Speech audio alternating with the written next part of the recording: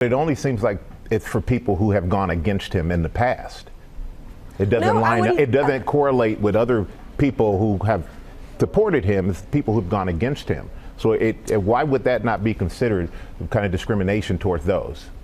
No, I would reject that. Donald Trump's interview with Michael Strahan wasn't just tense, it exploded. One question about race, and the former president was out of his chair, accusing Strahan of bias before storming off the set. It wasn't a debate, it was a televised ambush with no commercial break big enough to contain it.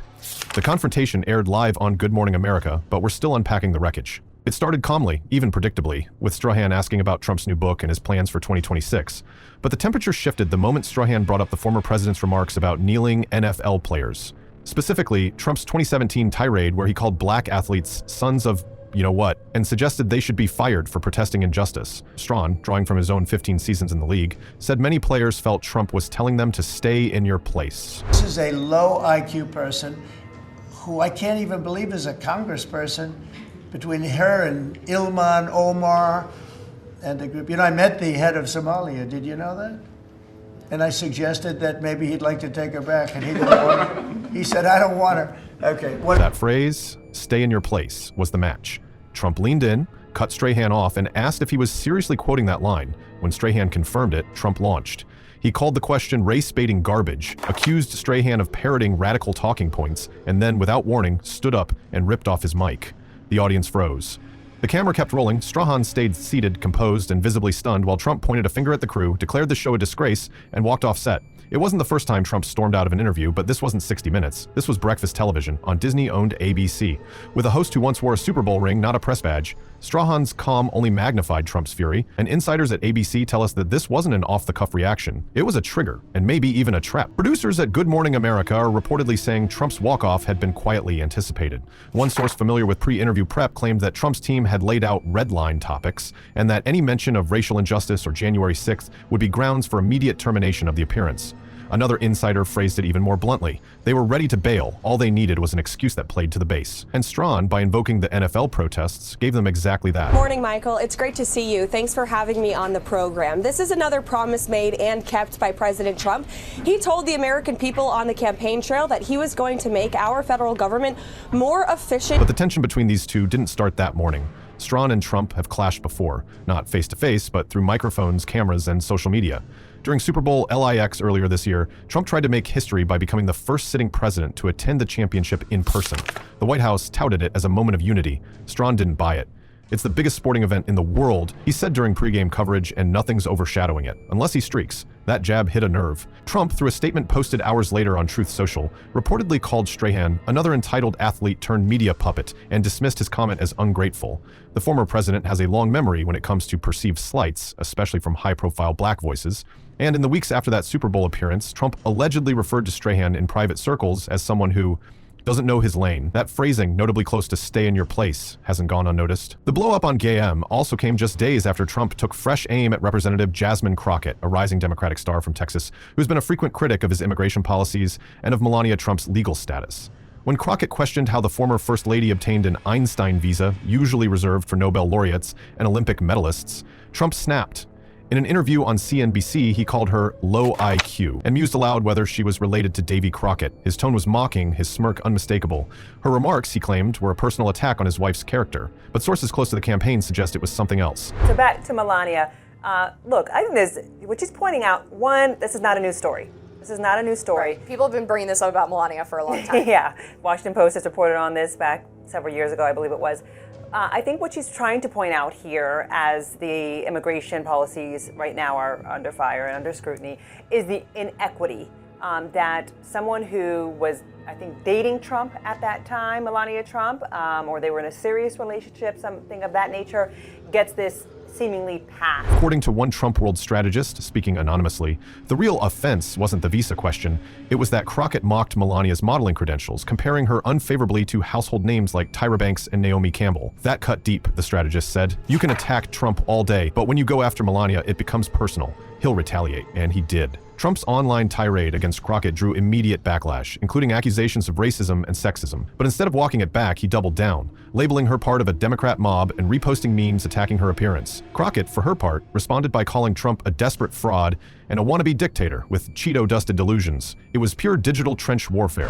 There's a lot of things he could be working on, but for some reason, he is constantly focused on me. And personally, I've never met the man. I have no interest in going to the White House and meeting him or talking to him. That might surprise people that you've never met. I have never met him, but for whatever reason, I live rent-free.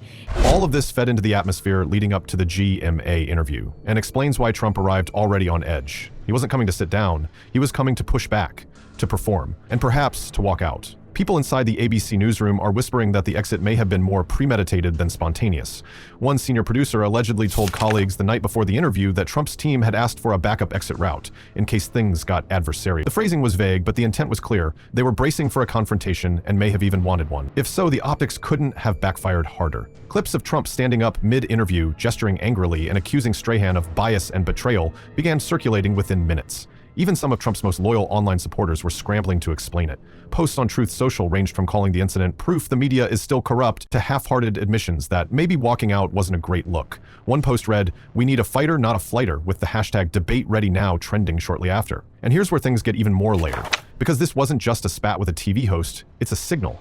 Trump has long used media appearances as battlegrounds, from Leslie Stahl to Kaylin Collins, from CN town halls to Fox ambushes. He doesn't enter interviews for discussion. He enters for dominance. When the questions don't serve his narrative, he flips the board and calls the game rigged. AOC, look, I think she's very nice, but she's very low IQ. And we really don't need low IQ. Between her and Crockett, we're going to give them both an IQ test to see who comes out best. Now, I took my test. I took a real test at Walter Reed Medical Center, and I aced it. I got every one of all those questions right. But this time, it wasn't a seasoned journalist with a clipboard who confronted him. It was a former NFL defensive end, a man whose entire career was built on absorbing pressure and delivering hits. And Strahan, who could have easily taken the easy route with softball questions and sports metaphors, didn't blink. He asked what the public wanted to know. Trump didn't like the questions, so he walked. The fallout didn't stay on Twitter. According to one source familiar with internal discussions, several top aides within Trump's re-election campaign were blindsided by how far the moment spiraled. One strategist reportedly warned that this kind of volatility on live television could be dangerous heading into debate season. If he blows up at Strahan, the source said, what happens when someone really goes at him? What happens when it's live with millions watching and he can't just walk off? And that's the question hanging in the air now. Because this wasn't just a morning show segment gone wrong. This was a preview, a flashpoint, a warning shot to both sides of the aisle. If this is how the former president reacts to a challenge from a retired linebacker with a notepad, what happens when the real crossfire begins? What happens when the moderators don't back down? When his legal troubles come up again? When Crockett or someone like her takes the stage with nothing to lose and everything to expose? Calling out. I think that my responsibility is to be transparent and to be honest.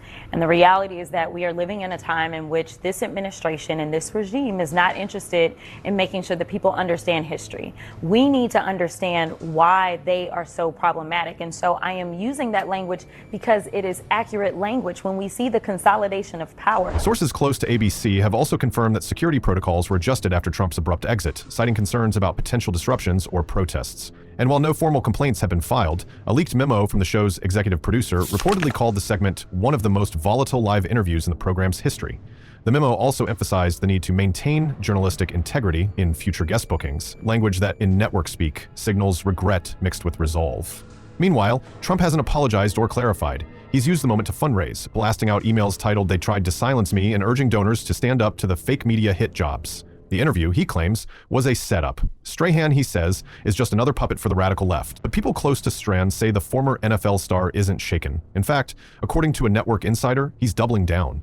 He's not going to be intimidated. If anything, he's more committed now to asking the questions that matter. And we're hearing rumblings that this isn't the end of the story. Because behind the scenes, more networks are scrambling to secure their own interviews. With Trump, with Crockett, and possibly with Melania, whose public silence on the visa controversy is starting to raise its own questions. Multiple outlets have reportedly reached out to her PR team for comment, but so far, no response. That silence is becoming deafening, especially as Crockett continues to call out what she describes as blatant hypocrisy in the immigration system. Certain speech is not protected, that it does cross over when you are inciting violence, such as what we saw on January 6th, when you are doing what we consider to be a terroristic threat of some sort, where it's a matter of, I'm not just saying it, but I have the apparent ability to carry that out. But me laying out historical facts, just like they don't want to talk about the fact that slavery was real in this country. One source familiar with Crockett's media strategy says she's preparing a primetime appearance to set the record straight and will address Trump's personal attacks head on. If that happens, and if Trump responds the way he usually does, we could be headed toward an even bigger televised showdown, one where the stakes go beyond egos and enter the realm of political consequences. Because as this saga unfolds, one thing is becoming painfully clear. This wasn't just a bad morning for Donald Trump. It was a controlled demolition gone sideways, with a host he underestimated and a narrative he can't quite spin back in his favor. And with indictments piling up, critics gaining ground, and his own party showing signs of fatigue, the question isn't whether Trump can win the next election. It's whether he can even stay in the room when the heat gets real. And from what we saw on GMA, the fire is only just beginning to spread. The fallout from that interview was immediate, and it didn't stop at Good Morning America. Within 48 hours, Trump was on CNBC, still seething, only this time redirecting his fury toward Representative Jasmine Crockett.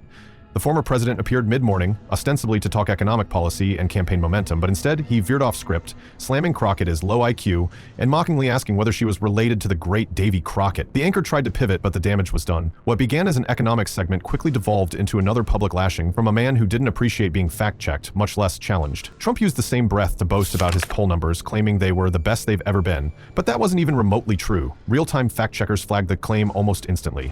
There were no new national polls at all that week, and the last available ones showed him slipping among independents. Still, the exaggeration fit the pattern. First Strahan, then Crockett. Two very different people, one identical Trump reaction. Attack, deflect, and play the victim. What is your reaction to what he is saying? It is absolutely ridiculous that I live rent-free in his mind in a time in which the American people are suffering.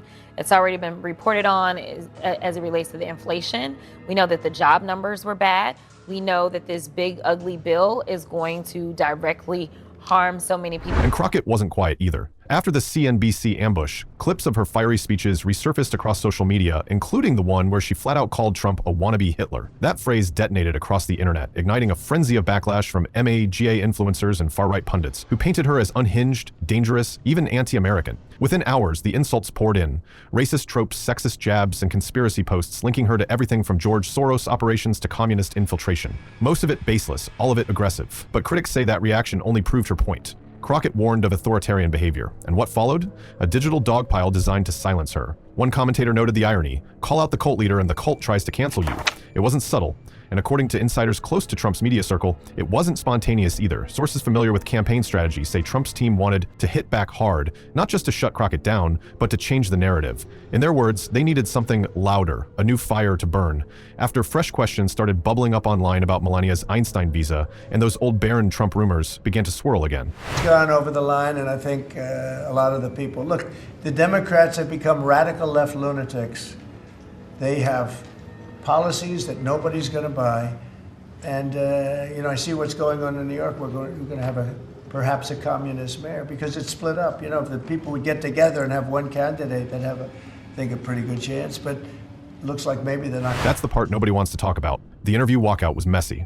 But it might have been calculated, because right before Trump sat down with Strahan, chatter around Melania's 2001 visa resurfaced, and not just from Democrats. A handful of former immigration officials began raising the same point Crockett later amplified, that the First Lady's modeling resume didn't seem to meet the extraordinary standards of the EB-1 program. And just as that conversation gained steam, so did another about whether Barron Trump had been rejected from several top-tier universities. The rumors came from anonymous online posts, but the buzz was loud enough to reach DC journalists who quietly started digging.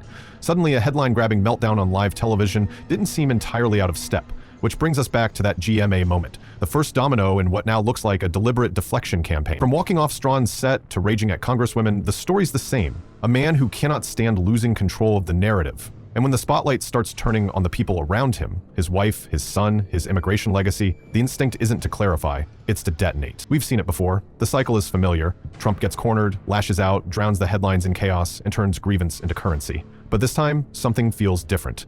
Strahan didn't take the bait. Crockett didn't back down. The optics didn't favor Trump. Even longtime supporters are starting to question whether these outbursts are still tactical or just involuntary. And what about that walkout? I think if it was just a performance, it was an expensive one. Multiple ad slots had to be restructured, network brass held emergency meetings over guest policy changes, and sources say several ABC anchors were furious that the interview had been pushed through despite clear signs that Trump wasn't going to play by standard press rules. There's now internal debate at the network over whether booking him again is even worth the risk. Meanwhile, Trump continues to fan the flames. He's posted at least 9 times about Strahan since the blow-up, accusing him of ambushing, lying, and playing woke politics. But nowhere in those posts does he address the actual questions asked. Not about the classified documents, not about January 6th, not about the ongoing trials, just noise, just blame. Just the same bruised ego theatrics we've seen for nearly a decade. Calling out. I think that my responsibility is to be transparent and to be honest. And the reality is that we are living in a time in which this administration and this regime is not interested in making sure that people understand history. We need to understand why they are so problematic. And so I am using that language because it is accurate language when we see the consolidation of power. And yet, the edges are fraying. What used to look like strategy now reads as instability. Every new interview ends in confrontation. Every new appearance feels like a dare. We've gone from a former president projecting strength to a public figure obsessed with grievance, angry at journalists, furious at black critics, paranoid about loyalty, and increasingly isolated even within his own orbit. So was the Good Morning America meltdown a calculated stunt, or the first crack in the armor of a man who can't stop fighting the spotlight he built? Let us know what you think. Is Trump unraveling in public or still playing 4D chess while the media scrambles? Drop a comment below. We're watching. Until next time, stay sharp, stay curious, and don't look away. Because if this is just the beginning, we're in for one wild season.